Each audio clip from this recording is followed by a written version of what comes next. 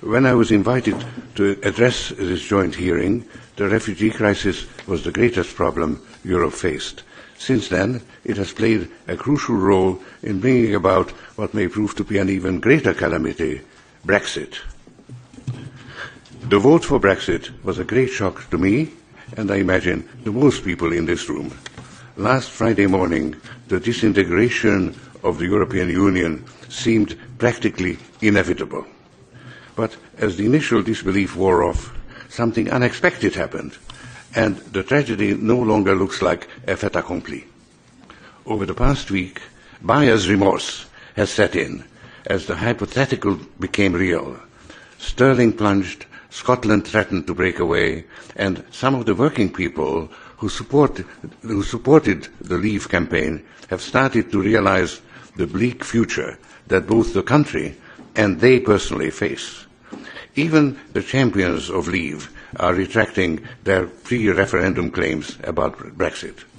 In a spontaneous response, over 4 million people petitioned Parliament to hold a second referendum. By the time the parliamentary debate on this petition takes place, it's not inconceivable that more people will have signed the petition than voted for Brexit. Just as Brexit was a negative surprise, the spontaneous response is a positive one. People on both sides of the referendum, and most importantly, those who didn't even vote, particularly young people under 35, have become mobilized. This is the kind of grassroots involvement that the European Union has never been able to generate. The referendum has highlighted for people in Britain just what they stand to lose by leaving the European Union. If this sentiment spreads to the rest of Europe, what seemed like the inevitable disintegration of the European Union could instead create positive momentum for a stronger and better Europe. The process could start in Britain. The popular vote can't be reversed, but a signature-collecting campaign could transform the political landscape by revealing a newfound enthusiasm for the European Union. This approach could then be replicated in the rest of the European Union, creating a movement to save the EU by profoundly restructuring it. I am convinced that as the consequences of Brexit unfold in the months ahead, more and more people will be eager to join this movement. What the EU should not do is penalize British voters while ignoring their legitimate concerns about the deficiencies of the European Union. Europe's leaders should recognize their own mistakes and acknowledge the democratic deficit in the current institutional arrangements. Rather than seeing Brexit as the negotiation of a divorce, they should seize it as an opportunity to fundamentally reinvent the European Union so that the UK and others at risk of exit would want to join. Will disaffected voters in France, Germany, Sweden, Italy, Poland, and everywhere else see the European Union benefiting their lives? If the answer is yes, the EU will emerge stronger. If the answer is no, it will eventually blow apart.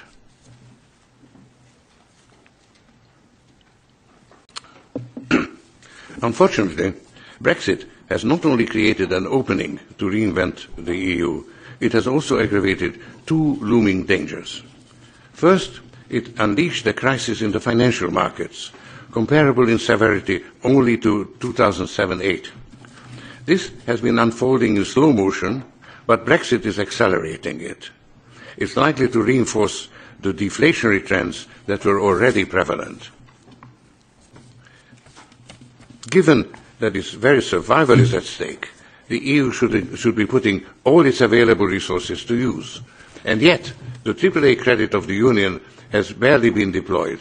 This is the height of irresponsibility. There is a strong case to be made for using the balance sheet of the EU itself. Tapping into the AAA credit of the EU has the additional advantage of providing a much-needed economic stimulus for Europe.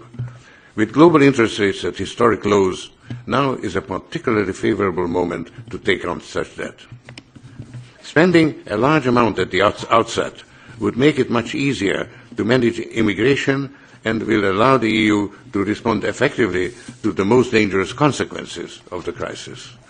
These include the kind of anti-immigrant sentiment that fueled Brexit, support for extremist political parties, and despondency among those seeking refuge in Europe who now find themselves ostracized and marginalized.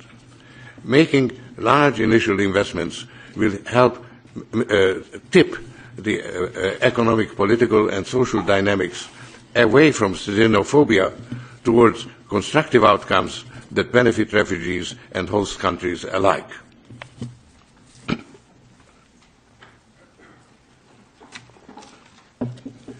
To finance these efforts, over the long term, new taxes will have to be levied, sooner or later. In the short term, unused funds in already existing financial instruments should be put to use. To sum up, the refugee crisis poses an existential threat to Europe. As I said before, it's the height of irresponsibility to allow the EU to disintegrate without utilizing all its resources. Throughout history, governments have issued bonds in response to national emergencies. When should the AAA credit of the EU be put to use, if not at a moment when the European Union is in mortal danger? Thank you. Thank you very much, Mr. Chairman. Mr. Soros, I'd like to make a few comments and then ask my question. You began by speaking quite a bit about Brexit. And what you said is that there is buyer's remorse. Well, I can tell you there isn't buyer's remorse in the UK.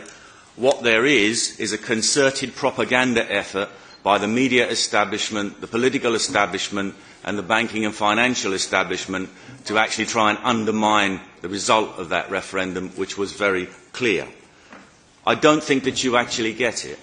You said that the pro-Brexit vote was fuelled by anti-immigration sentiment.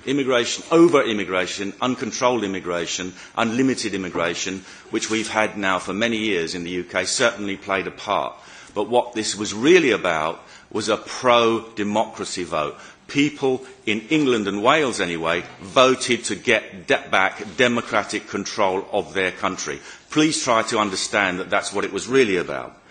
You then said that there were two looming crises, a crisis in the financial markets and a crisis, a military crisis, a military threat crisis. Regarding the financial crisis, yes, we can expect one to be deliberately engineered by the crooks in Goldman Sachs and various other financial institutions, because I predicted that long before the vote ever took place.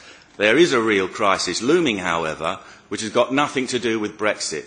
There is a financial crisis which is coming anyway, and that is because the Eurozone and most of the public finances of European countries are nothing but gigantic Ponzi schemes which are heading for a crash. Whether that won't happen because of Brexit, that will happen anyway. That's almost inevitable. The second one was regarding the military threat. The biggest threat to our safety is actually from the European Union and its foreign policy and military pretensions, which are undermining NATO. Contrary to the myth that was put around during the Brexit campaign, the EU has had nothing to do with preserving peace in Europe. That was due to democratisation of countries after the Second World War and the NATO fending off the threat from the old Soviet bloc. Now I come to my question. You said that it was tragic that the budget had been reduced to 1.27% of GDP to fund the European Union. Now, I very rarely agree with EU commissioners, but some time ago, Mr Barroso, when he was President of the Commission, said there should be a Euro tax. And I agreed with him, because I said when the people can see how much this scheme is costing them, that's when they'll want to get out. So I agree with you. Let there be a Euro tax, and then when people can see how much this whole project is costing them, then they will be even more determined, not just in Britain, but in all the other countries of the EU, to stay out. But what I'd like to ask you is how much should that tax be? How much of a financial burden should ordinary people be prepared to actually sacrifice for the European Union? And when should it be levied? Please put a price on it. And by the way, however big this crisis is, I'd be surprised if you didn't make some money out of it like you usually do.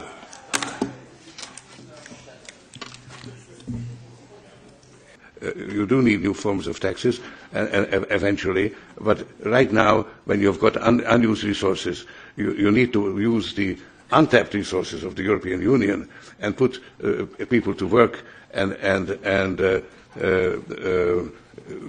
generate growth. That is the key for solving the issues. I think that's probably all I have time for.